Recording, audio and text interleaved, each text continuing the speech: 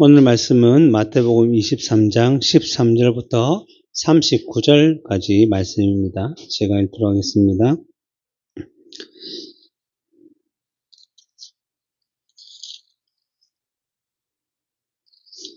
화 있을진저 외식하는 서기관들과 바리새인들이여, 너희는 천국문을 사람들 앞에서 닫고 너희도 들어가지 않고 들어가리 하는 자도 들어가지 못하게 하는도다.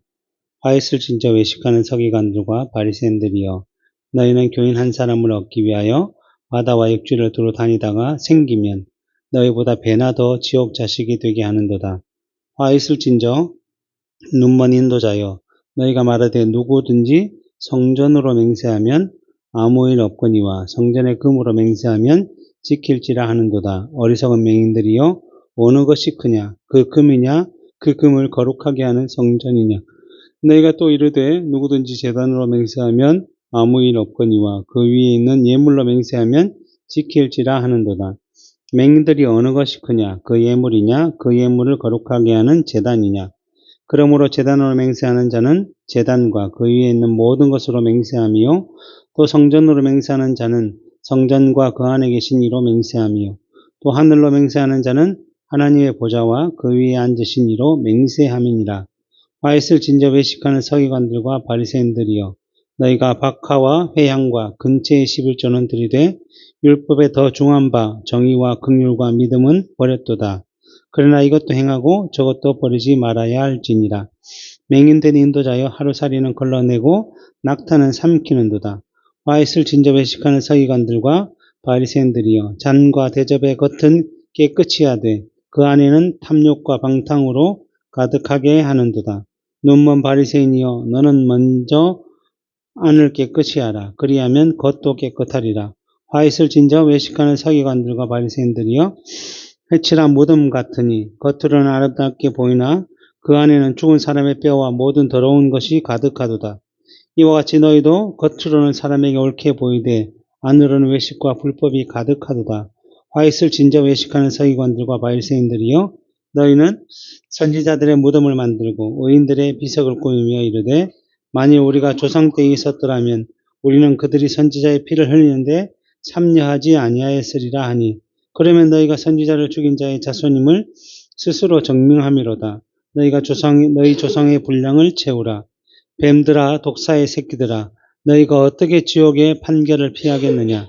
그러므로 내가 너희에게 선지자들과 지혜 있는 자들과 서기관들을 보내매 너희가 그 중에는 더러는 죽이거나 십자가에 못 박고 그 중에서 더러는 너희 회당에서 채찍질하고 이 동네에서 저 동네로 따라다니며 박해하리라. 그러므로 이 나벨의 피로부터 성전과 제단 사이에서 너희가 죽인 바갈의 아들 사가랴의 피까지 땅 위에 흘린 의로운 피가 다 너희에게로 돌아가리라.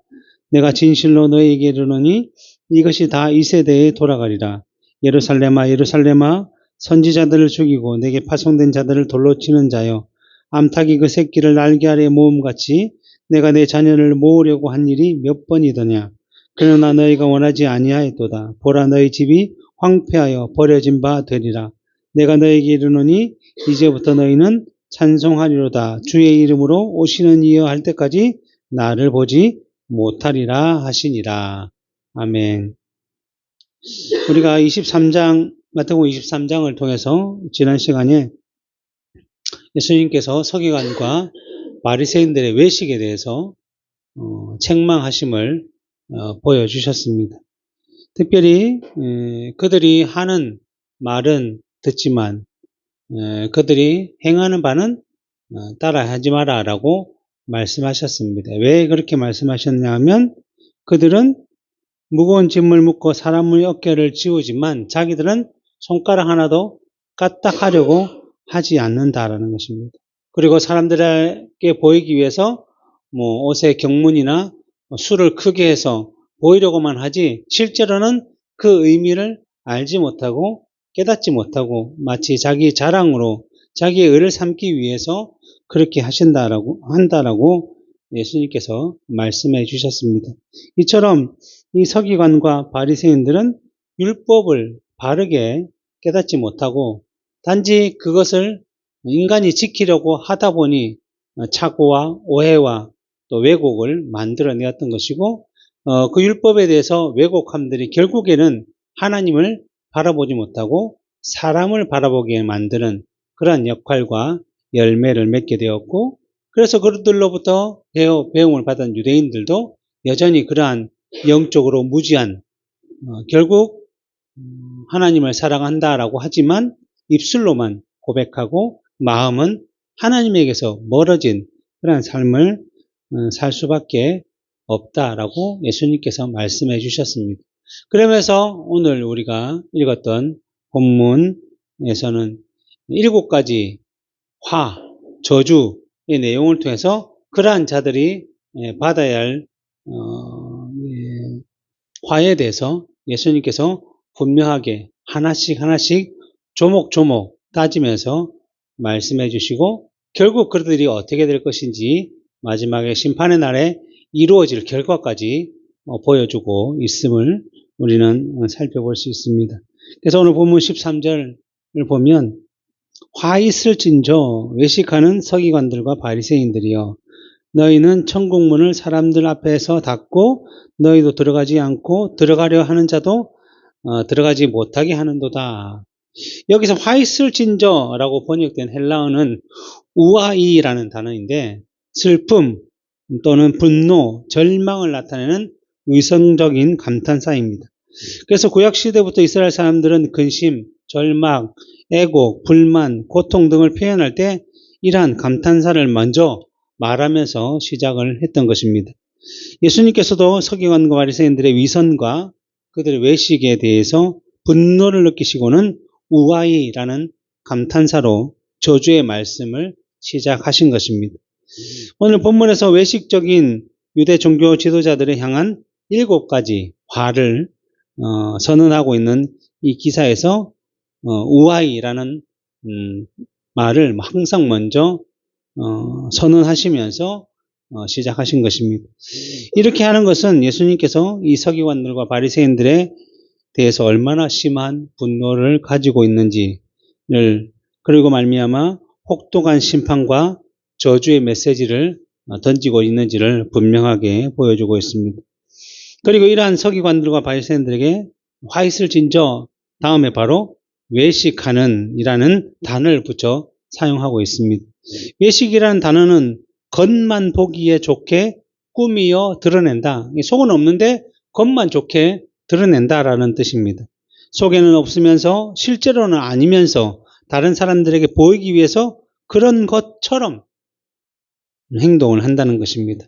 경건하지도 않으면서 경건한 자인 것처럼, 의롭지 않으면서도 의로운 자인 것처럼, 선하지 않으면서도 선한 자인 것처럼 행동을 한다는 것이죠.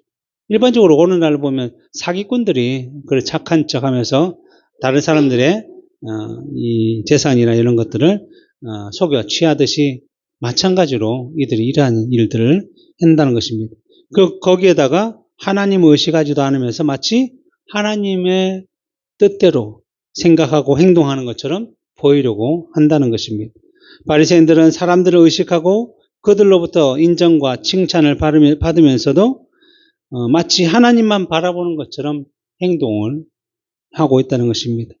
이러한 서기관과 바리새인들의 외식적이고 위선적인 태도를 보시고는 예수님이 선언하시기를 화 있을진저 외식하는 서기관들과 바리새인들을 너희는 저주를 받아 마땅하다라는 의미로 말씀을 하십니다.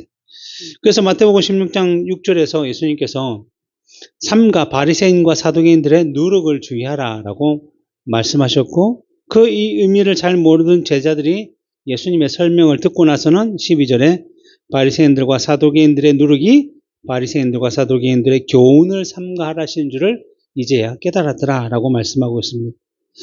우리가 알고 있듯이 누룩이라는 것은 빵을 부풀게 만드는 효소를 말하고 있습니다. 이처럼 바리새인과 사두개인들의 누룩은 율법의 참된 정신을 외식적으로, 형식적으로 행하도록 만드는 왜곡적인 가르침을 의미하고 있기 때문에 그러한 누룩과 같은 그들의 교훈을 조심해서 분별해야 한다, 따라야 한다라고 말씀하는 것입니다. 다시 본문을 보면 이제 첫 번째 화인데, 화 있을진저 외식하는 서기관들과 바리새인들이여 너희는 천국문을 사람들 앞에서 닫고 너희도 들어가지 않고 하는 자도 들어가지 못하게 하는도다.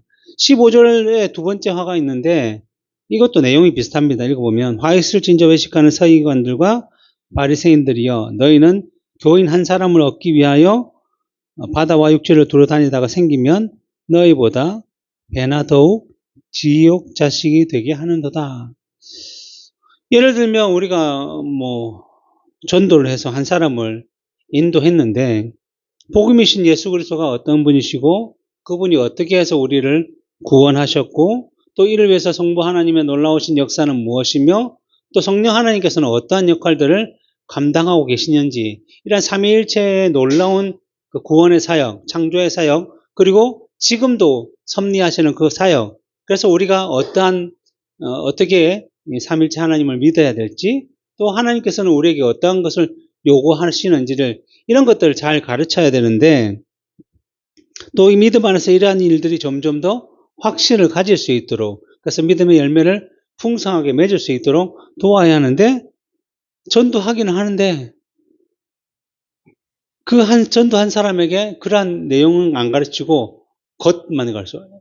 야, 교회 오면 이제 너도 이제 전도해야 되고 또 헌금도 잘 해야 되고 복 받으려면 헌금도 잘 해야 되고 또 복 받으려면 또 새벽기도, 주일 예배, 수요 예배 무슨 기도에는 빠지지 않아야 되고 또 구제도 해야 되고 봉사도 해야 되고 식당에 밥도 해야 되고 주차 관리도 해야 되고 이런 것들을 꼭 해야 되만 그래서 그 갈라디아서에 보면 이방인 교회가 세워질 때마다 유대에서 이러한 거짓 선지자들이 내려가서 너희들이 믿음으로 예수를 믿음으로 말미암아 구원을 받기는 받는데 그 대신 율법을 지켜야 한다.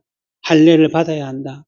무슨 절기를 행해야 된다라고 그들을 속였던 것처럼 그러한 삶들을 살아가고 있다라는 것입니다. 그러기에 복음 안에 들어와서 천국을 향하여 그 마음을 두고 눈을 하늘로 향하여 나아가게 해야 되는데 그들의 눈을 오히려 세상에 사람의 열심, 자기의 자랑, 자기의 의를 바라보게 함으로 말미암아 천국의 문을 그들도 가지 않고 전도한 사람들도 막아서 다른 길로 바라보게 한다는 것은 결국 전도는 하지만 복음의 문을 닫는 역할들을 이들이 한다는 것입니다. 그래서 사도 바울이 이러한 그들의 가르침의 헛됨에 대해서 뭐라고 말씀하냐면 로마서 10장 2절부터 3절에 내가 증언하노니 그들이 하나님께 열심히 있으나 올바른 지식을 따른 것이 아니니라. 하나님의 의를 모르고 자기의 의를 세우려고 힘써 하나님의 의에 복종하지 아니하라고 책망한 것이죠. 사람의 열심을 통해서 사람의 의를 따르려고 하면 결국 그 자리에는 하나님의 의는 점점 없어지고 점점 무시되는 것이죠. 오히려 하나님의 의를 따르려고 하면 점점 더 사람의 열심이나 사람의 의는 사라지는 것처럼 이들은 반대되는 행동을 했다라는 것입니다.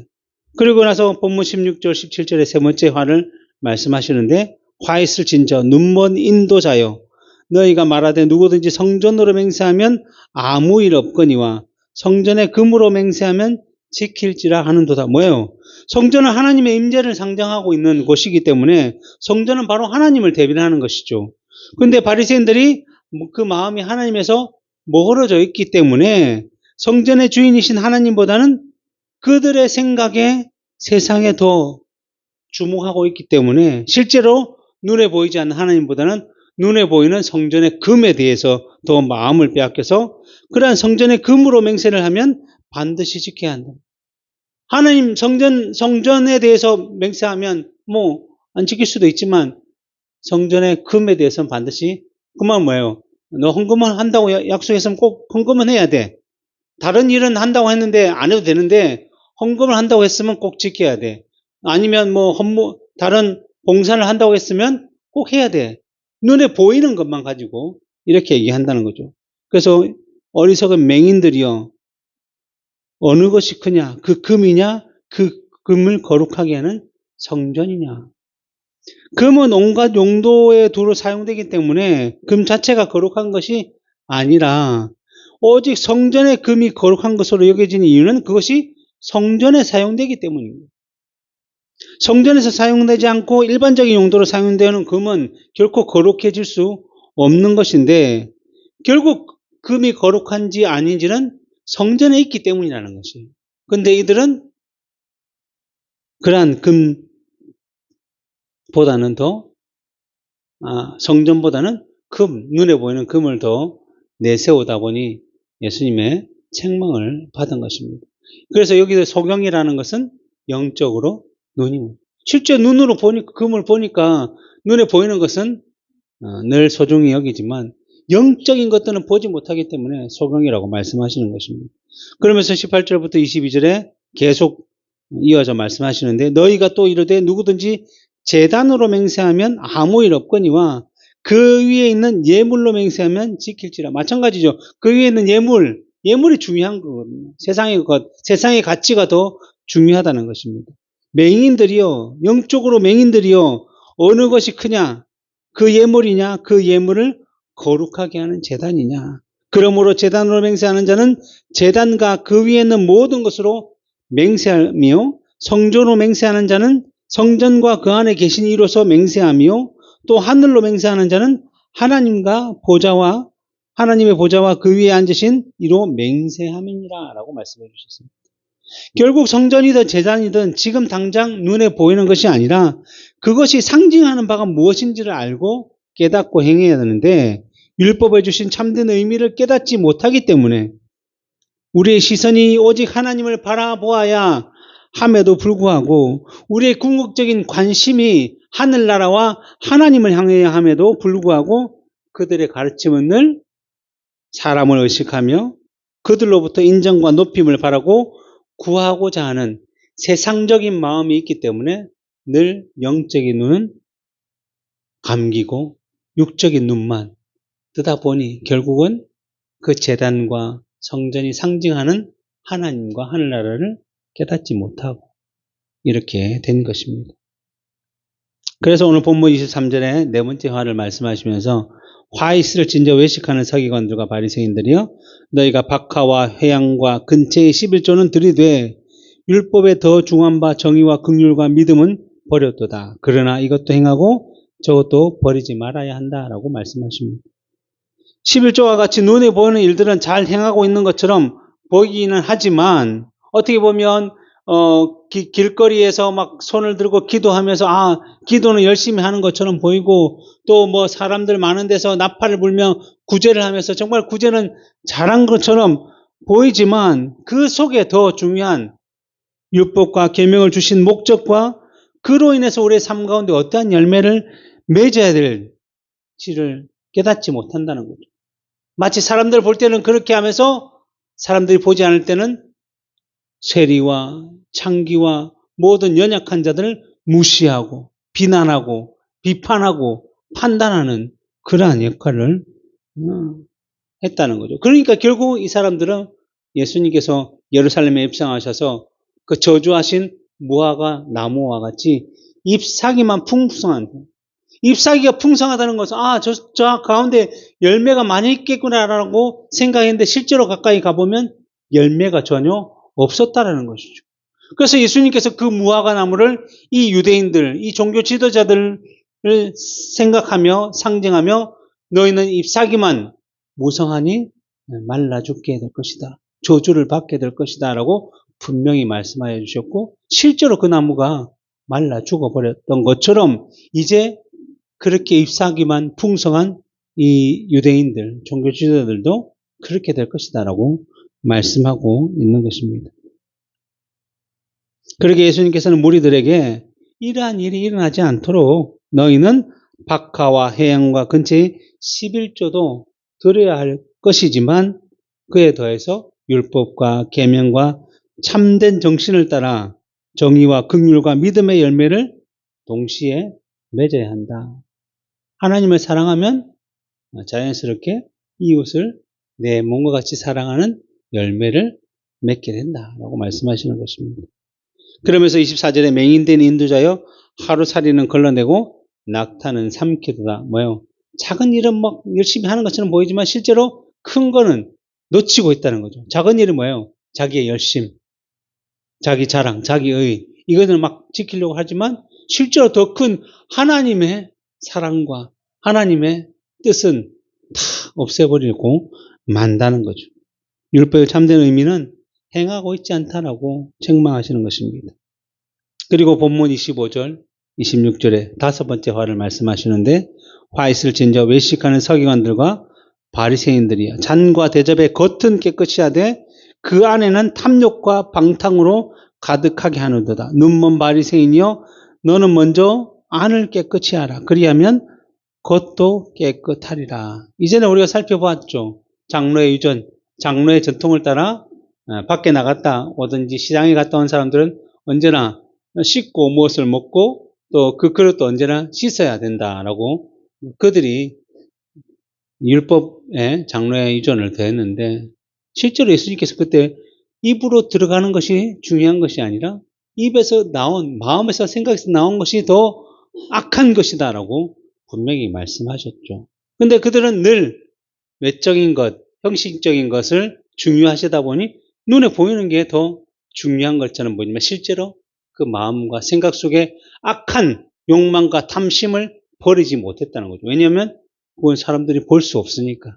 내가 거룩한 척, 의인인 척 하기만 하면 그 사람이 나를 판단할 수 없다라고 생각하니까 그 마음 가운데는 늘 그러한 거룩함을 통해서 무엇? 자기의 이익을 취하려고 하는 것이죠. 그러다 보니까 성전에서 돈을 바꿔주기도 하고 또 재물을 사도록 만들게 한 이것이 마치 멀리서 온 사람들로 하여금 재물을 바르게 바칠 수 있도록 또 세금을 바르게 성전세를 낼 수 있도록 도와주는 것처럼 보이지만 실제로 그 안에는 제사장과 종교 지도자들이 이익을 탐하는 그 마음들이 고스란히 남아있기 때문에 예수님께서는 그 모든 상을 다 엎으시고 성전을 깨끗하게 하심으로 통해서 하나님의 뜻이 이 성전에서는 하나님께 기도하는 것, 하나님께 제사하는 것, 하나님을 의지하는 것이 더 중요하지 이렇게 눈에 보이는 것은 더 중요하지 않다라고 분명하게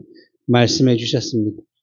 이처럼 눈먼 바리새인들은 육적인 것이 아니라 영적인 눈이 멀어 있기 때문에 늘 육신적인 것만을 바라보며 행하며 지키고자 했던 것입니다. 그러나 창세기 6장의 표현처럼 생각하는 바와 계획이 늘 악하고 탐욕스러운 것이 바로 사람들인데 그것을 깨끗하게 하고자 하지 않았기 때문에 겉을 아무리 깨끗하게 닦는다 할지라도 속에서 더러운 것, 악한 것이 나옴으로 깨끗함과 정결함을 결코 사람은 유지할 수 없음을 이들은 알지 못했던 것입니다. 그러나 예수님께서는 그것을 바로 아셨기 때문에 이들의 악함들을 책망하셨습니다. 그리고 본문 27절, 28절에 여섯 번째 화를 말씀하시는데 이것도 앞의 내용과 같은 의미라고 볼 수 있습니다. 화 있을진저 외식하는 서기관들과 바리새인들이 회칠한 무덤 같으니 여기 회칠했다는 것은 석회를 발랐다는 의미인데 무덤에다가 석회를 발라서 좀 깨끗하게 하얗게 했다는 의미인데 이것을 무엇을 의미하냐면 이러한 작업을 통해서 무덤이 눈에 잘 띄도록 그리고 희게 깨끗하게 했는데 예수님께서는 이러한 것을 예를 들어서 아무리 무덤에 깨끗하게 해칠을 하고 그 위에 또 화려한 장식을 한다 할지라도 그것은 무덤이라는 거예요. 무덤. 겉으로는 아름답게 보이나 그 안에는 죽은 사람의 뼈와 모든 더러운 것들이 가득하도다. 이와 같이 너희도 겉으로는 사람에게 옳게 보이되 안으로는 외식과 불법이 가득하다라고 말씀하신 것입니다.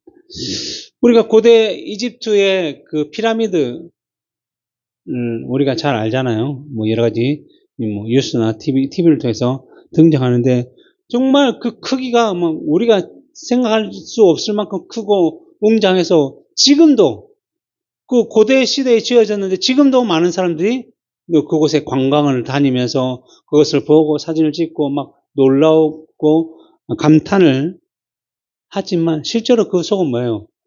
이집트 왕의 무덤이에요. 겉으로는 웅장해 보이지만 안에 들어가면 뭐가 있어요? 시신과 세균과 이런 곰팡이와 같은 곳이 가득한 곳이 바로 무덤인 것입니다.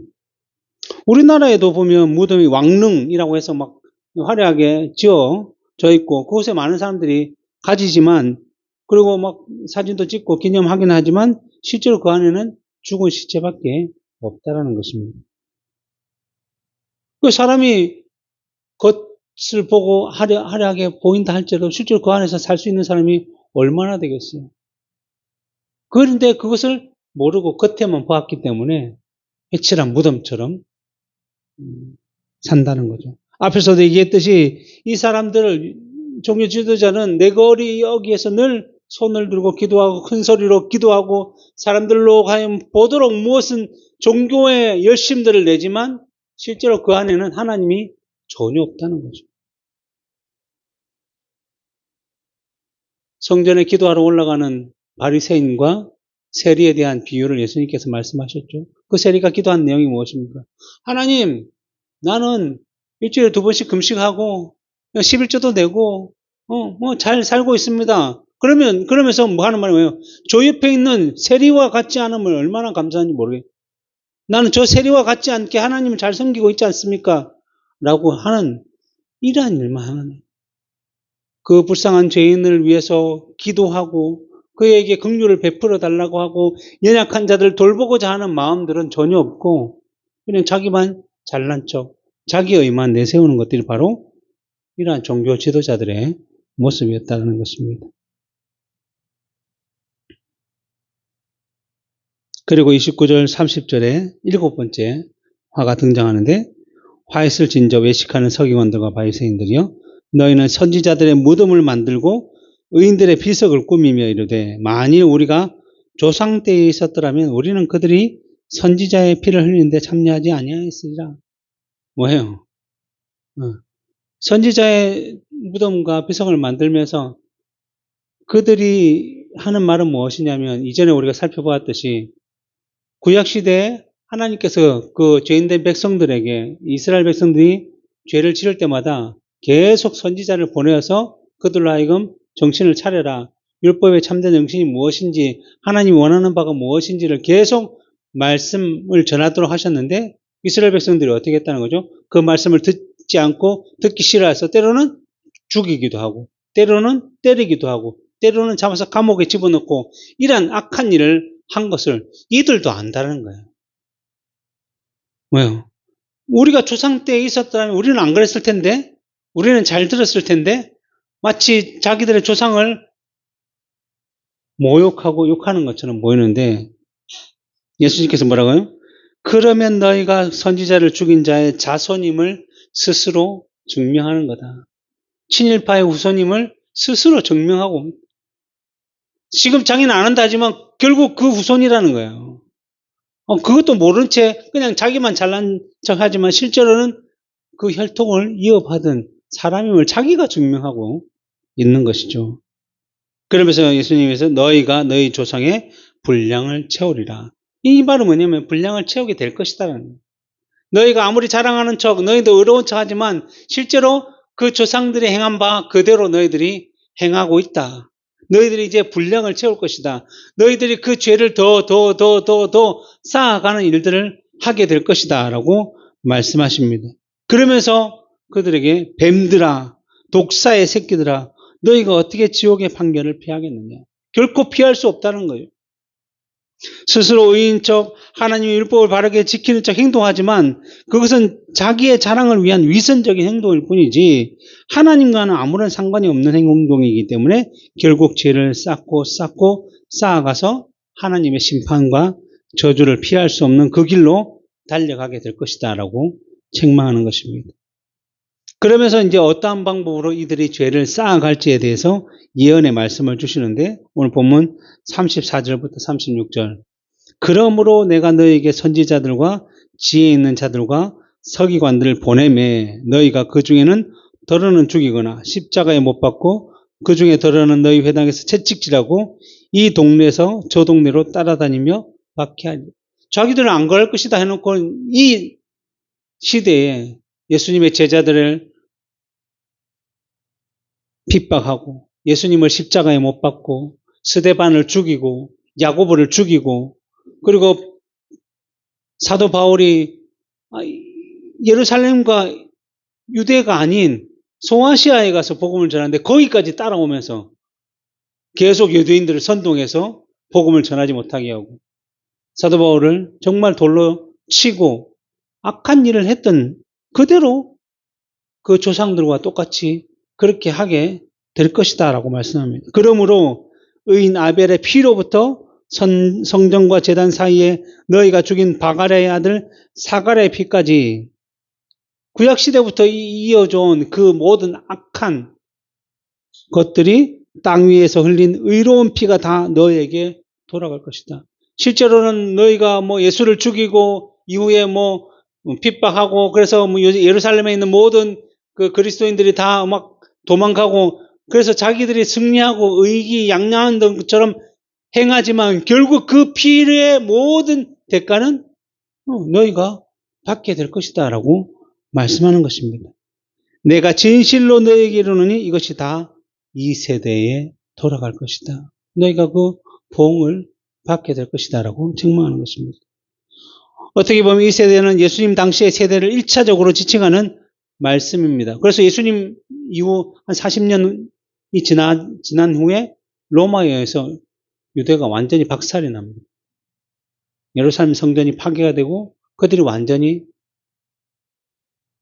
파멸이 되죠.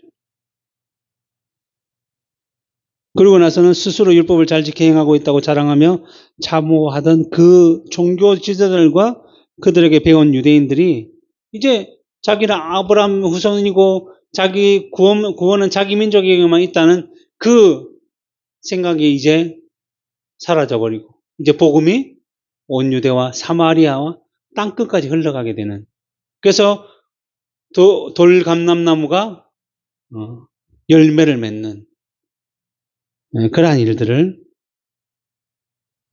저지르게 되고 그들은 예수 그리스도를 십자가에 죽임으로 말미암아 자기들이 어떠한 존재인지를 분명하게 나타내죠. 이제 그들은 단지 육신적인 아브라함의 후손이지만 그들로 인해서 복음이 흘러가서 영적인 아브라함의 후손들이 생기고 그들이 곧 하나님의 백성으로서의 삶들을 살아가게 되는 것입니다. 그러면서 37절부터 39절에 예루살렘아 예루살렘아 선지자들을 죽이고 내게 파송된 자들을 돌로 치는 자여 암탉이 그 새끼를 날개 아래 모음같이 내가 내 자녀를 모으려고 한 일이 몇 번이더냐. 그러나 너희가 원하지 아니하였다. 하나님의 은혜를 통해서 계속적으로 선지자들 그리고 그 이후에는 사도들을 계속적으로 말씀을 전한 자들을 보내어서 어쨌든 그들로 하여금 깨닫게 하시고 그들을 보호하고 암탉이 알을 품고 부화시키려고 그렇게 했지만 그들이 거부를 했다는 거예요. 스스로. 그렇게 돼서 결과가 어떻게 됩니까? 보라 너희 집이 황폐하여 버려진 바가 되었다. 내가 너에게 이르노니 이제부터 너희는 찬송하리로다 주의 이름으로 오시는 이여 할 때까지 나를 보지 못하게 될 것이다 라고 말씀해 주셨어요.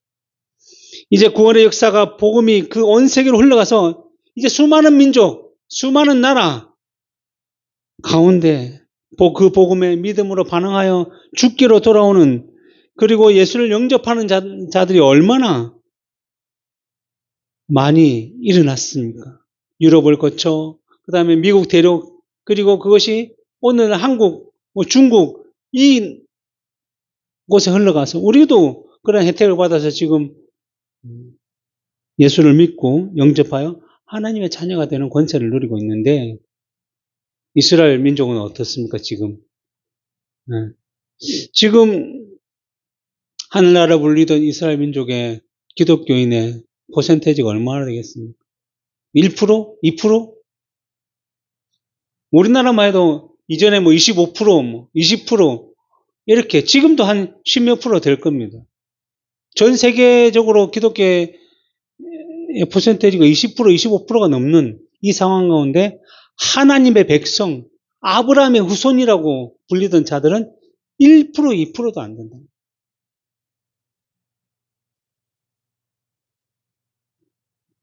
그들이 이미 메시아이신 예수 그리스도 그 구약에 예언된 대로 오신 분을 이미 그들이 거절하고 거부하고 또 그분이 보내신 자들을 무시하고 죽이고 때리고 했던 모든 악함들이 이제 그들에게 돌아갈 것이고 그 세대에게 그리고 그 나라 가운데 돌아가서 결국은 뭐예요?